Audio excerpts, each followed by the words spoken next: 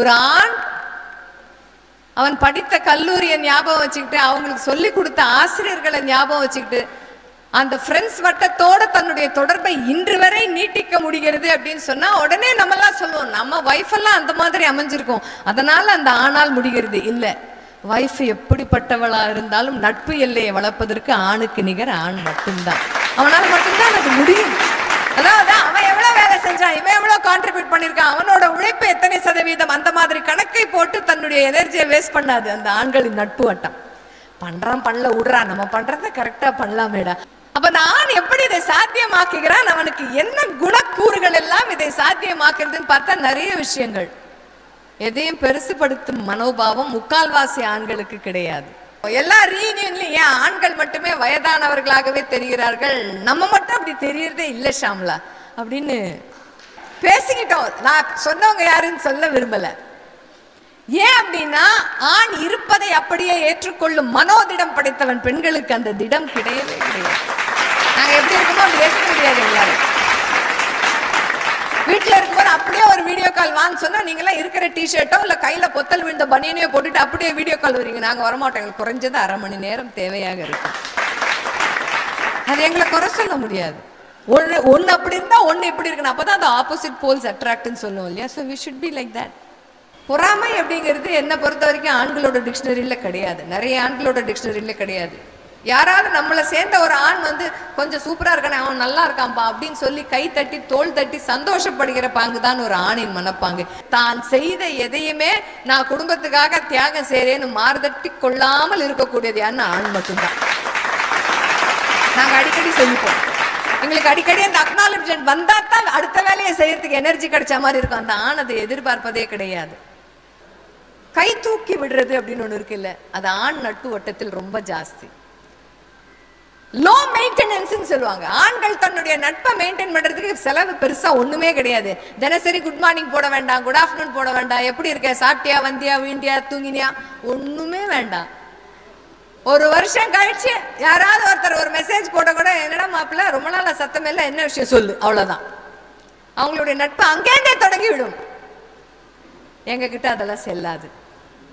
இவ்வளவு நாள் எங்க போன, இப்பதான் கண்ணுக்கு தெரியுதா, என்னமோ என்னால காரியம், அதனால தான் எனக்கு மெசேஜ் அனுப்பிச்சிருக்கா, அதனால பார்த்தும் பார்க்காத மாதிரி நாங்கெல்லாம் பாதி மெசேஜஸ் விட்டுரும். இது குறையா தன்மையா, இதுதான் மரபணுல போட்ட மெசேஜாங்கிறதும் தெரியாது. ஆனா நாங்க அப்படித்தான். அதனால்தான் ஒரு ஆணால் எத்தனை வருடம் ஆனாலும் அவனுடைய நட்பை தூக்கி பிடிக்க முடிகிறது அப்படின்னு சொன்னா அந்த மனோபாவம். எதுக்கோ நம்மளை கூப்பிட்டுருக்கான், அவனுக்கு ஏதோ என்னால ஒரு வேலை ஆணும் போல் இருக்கு, அதனால்தான் என்ன கூப்பிட்டுருக்கான். இந்த மனப்பாங்கு.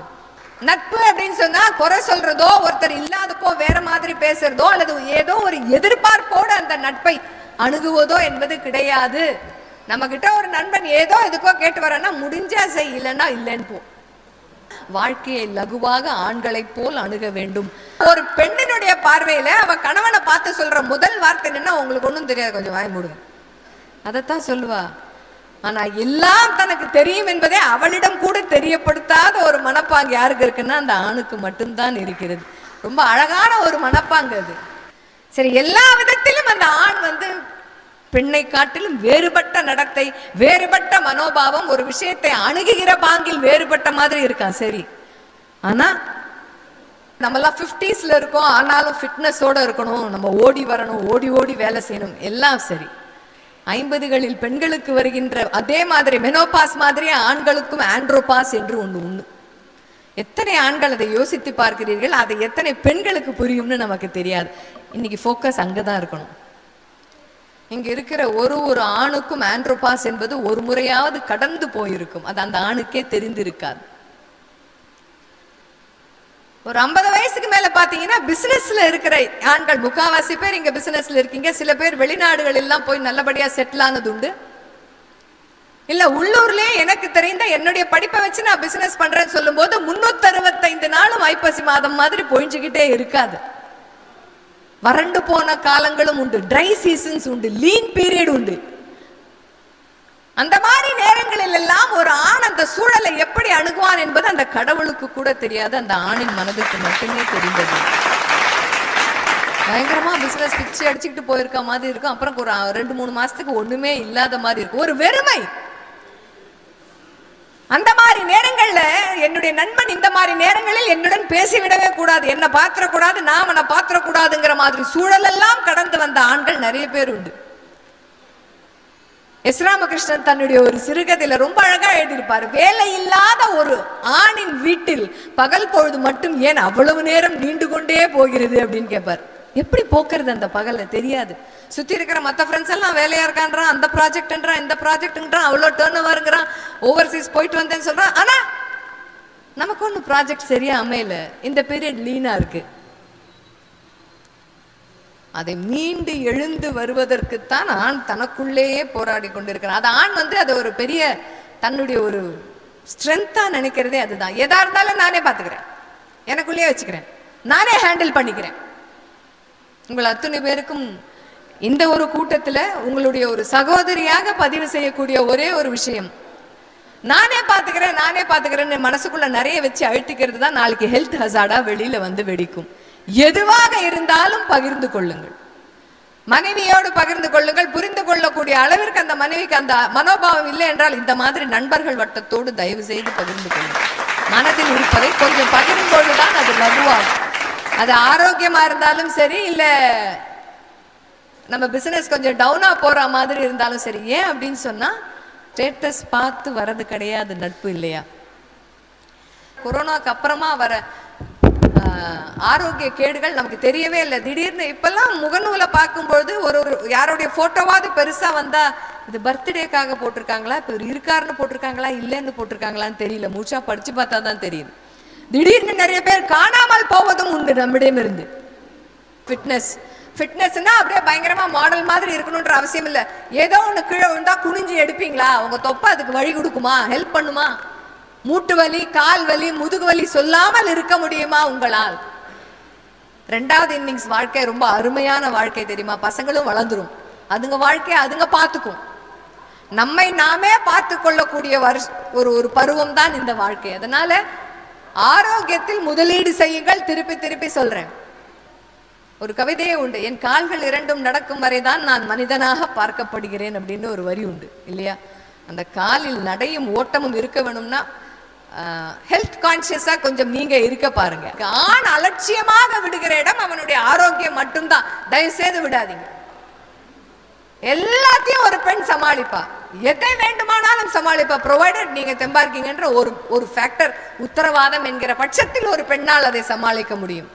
நானே பார்த்துக்கிறேன்னு எதையும் சொல்லாமல் அவளிடம் இருந்து மறைக்காதீர்கள். அவளுக்கு தாங்க மாட்டா, எல்லாம் தாங்குவோம். சொல்லும் போதும் you tell it to us, நாங்க பார்த்துக்கிறோம் அப்படின்னு நீங்களா இருக்காதீங்க. எதா இருந்தாலும் இணைந்து பயணிப்பது ரெட்டமாட்டு வண்டி மாதிரி தானே. வளர்ந்த பசங்க இருக்கும்போது பசங்களோட உட்கார்ந்து பேசுங்க உங்களுடைய மனதில் இருப்பதை. அப்பதான் அதுங்க நமக்கு நாளைக்கு அதுங்க மனசுல இருக்கிறத நம்ம கிட்ட சொல்லும். 50 வயசுக்கு மேல் இதுதான் ஒரு விதமான ஆண்ட்ரோபாசின் சொன்ன தெரியுமா? அது ஒரு டிப்ரெஷன், தெரியாது, வெளியில ஒரு அழுத்தம் வரும். அடுத்து என்ன பண்ண போறோம் தெரியாது, இப்படியே போய்கிட்டு இருக்கு, எவ்வளவுதானா தோணும்.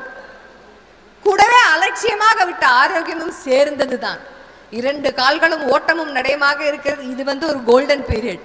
அடுத்தது மனசுக்குள்ளே வச்சுக்கிறது என்னன்னா, ஆரோக்கிய கேடு மட்டும் மனசுக்குள்ள வச்சுக்கிறது இல்லை. சில விஷயங்கள் குடும்பத்தில் பிடிக்காது என்று வருகிற போது கம்யூனிகேஷன். அங்க ஒரு ஆண் சில நேரங்களில் பேசிக்கிட்டே இருக்கிற ஆண் என்ன ஆகும் அப்படின்னு சொன்னா, விதுரன் மாதிரி வாயில கூழாங்கல் போட்டுக்கிட்டு பேசுறதே நிறுத்திடுவான், பேச மாட்டான்.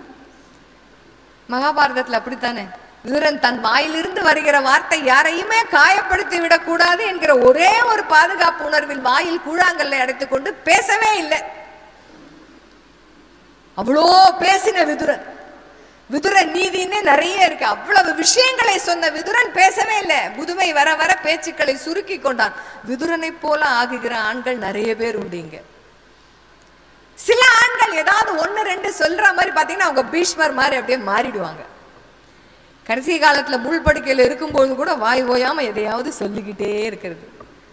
அட்வைஸா இருந்தாலும் சரி, நீதிகளா இருந்தாலும் சரி, விதுரனாக மாறுகிறோமா, பீஷ்மராக மாறுகிறோமா என்பது வாழ்க்கை நம்மை எந்த வேகத்தில் எங்கே கொண்டு போய் நிறுத்துகிறது என்பதை பொறுத்து தான். உங்களுக்கான வாழ்க்கையின் செகண்ட் இன்னிங்ஸ் இனிமே தான் ஆரம்பம், ஞாபகம் வச்சுக்கோங்க. 2வது இன்னிங்ஸ் வாழ்க்கையில் இதுதான். என்ன பண்ணணும் இந்த 2வது இன்னிங்ஸ்ல அப்படின்னு சொன்னா, இந்த வயசாச்சு, இதுக்கு மேல எனக்கு என்ன அப்படின்ற பேச்சை முதல்ல நிறுத்திடுங்க. குறிப்பா ஆண்கள். நமக்கு என்ன வந்துச்சு, எல்லா பசங்களுக்கு தான். இல்ல, உங்களுக்காகவும் ஒரு முறை வாழ வேண்டிய காலகட்டம் இது. உங்களுக்காக வாழணும். போகாத ஊர்களுக்கெல்லாம் போய்விட்டு வாருங்கள். படிக்காத புத்தகங்களை எல்லாம் படியுங்கள். மனைவியோடு பேசாத வார்த்தைகளோ பேசாத விஷயங்கள் எல்லாவற்றையுமே நீங்க தான் பேசணும். 4 மனிதர்களை பார்க்கும் பொழுதுதான் நாம் வாழ்கின்ற உலகம் எவ்வளவு பிரம்மாண்டமானது என்பது நமக்கு தெரிய வரும். ஒரு புத்தகத்தை படிக்கும் போதுதான் நம்மிடம் இன்னும் எவ்வளவு நல்ல குணம் வர வேண்டியது பாக்கி இருக்கு என்பதும் நமக்கு தெரிய வரும். ரீயூனியன் நீங்க 35வது வருஷம் மாதிரி 45வது வருஷம் வைக்கும் போது கண்டிப்பா மனைவியோட வாங்க. உங்களுக்கு பதிலாய் உங்கள் மனைவிகள் மேடை மேலே வந்து உங்களை பற்றி பேசட்டும். அந்த மாதிரி ஒரு ஏற்பாடு செய்யும். சொல்லி கொடுத்தெல்லாம் கூட்டிட்டு வரக்கூடாது. உங்களுக்கு என்ன தோணுதோ அவங்க என்ன இல்ல. ஏன்னா ஒரு ஆணிடமும் ஒரு சிறப்பு இருக்காது. அந்த மனைவிக்கு மட்டுமே தெரிந்தது. அது எல்லாருக்கும் தெரியட்டுமே. பிகாஸ் அது அடுத்தவங்களுக்கு அது உதவியா இருக்கலாம். ஆண்களிடம் இருக்கும் 2வது ஒரு சின்ன விஷயம், மாற்றிக்கொள்ளலாம் என்கிற விஷயம். முதல்ல சொன்னது ஆரோக்கியத்தில் கொஞ்சம் அலட்சியம். 2வது எக்ஸ்பிரஸ் பண்ண நிறைய ஆண்களுக்கு சரியா தெரியாது. அப்படியே எக்ஸ்பிரஸ் பண்ணாலும் அது சரியான நேரத்துல செய்ய தெரியாது. அதுதான் ஆணிடம் இருக்கும் ஒரு, அது குறையில்ல. அவங்க ஜீன்ஸ்ல அப்படிதான் கோடா இருக்கு மெசேஜ் எல்லாம். அட்லீஸ்ட் ஒரு, ஏன்னா கல்யாணம் ஆன புதுசுல இருந்து இப்ப வரைக்கும் பசங்க நம்மளோட அம்மா அப்பா அந்த ஓகத்திலேயே ஓடியாச்சு. உங்களுக்கான வாழ்க்கையை வாழும்பொழுது உங்கள் மனைவியிடம் மனதில் பட்டதை கொஞ்சம் அழகா ரொமான்டிக்கா எக்ஸ்பிரஸ் பண்றதையாவது ஆரம்பிங்க இந்த வயசுல இருந்து. That is much needed.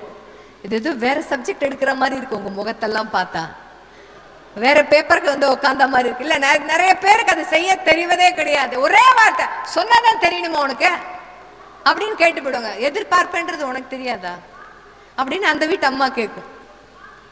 இப்ப என்ன சொல்லுவாங்க தெரியுமா, இன்னும் சொச்ச காலம் உன்னோட எப்படி ஓட்ட போறதுன்னு தெரியல அப்படின்னு ஒரு, அவங்களுக்கு அதே கேள்வி வரும் இல்லையா. எதிர்லயும் எக்ஸ்பிரஸ் பண்ணுங்களேன். ஒரு பொய்யாவது சொல் கண்ணே, தெரியாதா உங்களுக்கு எல்லாம்? தெரியும் தானே. நல்லா இருக்கா, நல்லா இருக்குன்னு சொல்லு, உடனே சொல்லு. அதெல்லாம் எல்லா ட்ரெஸ்ஸையும் கட்டிட்டு வீட்டுல போட்டுக்கிற பழைய நைட்டியை மாட்டினோன்னு அந்த புடவை உனக்கு நல்லா இருந்துச்சு. அந்த எக்ஸ்பிரஷன், காலம் கடந்த எக்ஸ்பிரஷன் யாருக்குமே வேண்டாம். எல்லாத்துக்குமே ஷெல்ஃப் லைஃப் உண்டு. Even for love. புடவை கட்டினதை எக்ஸ்பிரஸ் பண்றதுன்னே இல்லைங்க. ஒரு நல்ல விஷயம், மனைவியை பத்தி ஒரு நல்ல விஷயம் என்னைக்காவது நம்ம எக்ஸ்பிரஸ் பண்ணிருப்போமா? பண்ண மாட்டோம். அவளை பத்தி எனக்கு தெரியாதா? சொன்னா தானா? சில விஷயங்கள் சொன்னால்தான். சில விஷயங்களை சொல்லித்தான் ஆக வேண்டும். சில விஷயத்தை வெளிப்படுத்தி தான் ஆகணும். அதனால நல்ல ஒரு கேள்வி கேட்கிறேன். நீங்க எல்லாம் ஞாபகம் வச்சுக்கோங்க. இந்த ஒரு ரீயூனியன், 35th ரீயூனியன்ல இருந்து கொஞ்சம் சினிமாத்தனமாக இருப்பதாக கூட தோணும் உங்களுக்கு எல்லாம். எத்தனை பேர் உங்க மனைவி கிட்ட போய் ஐ லவ் யூன்னு சொன்னதுண்டா? இந்த கேள்வி கொஞ்சம் சின்னத்தனமா இருக்கும், ஆனா நான் கேட்கிறேன். சொன்னதுண்டா? இங்க இருக்கிற யார் சொல்லியிருக்கீங்க? இல்ல, உங்க மனைவி கிட்ட சொன்னதுண்டா?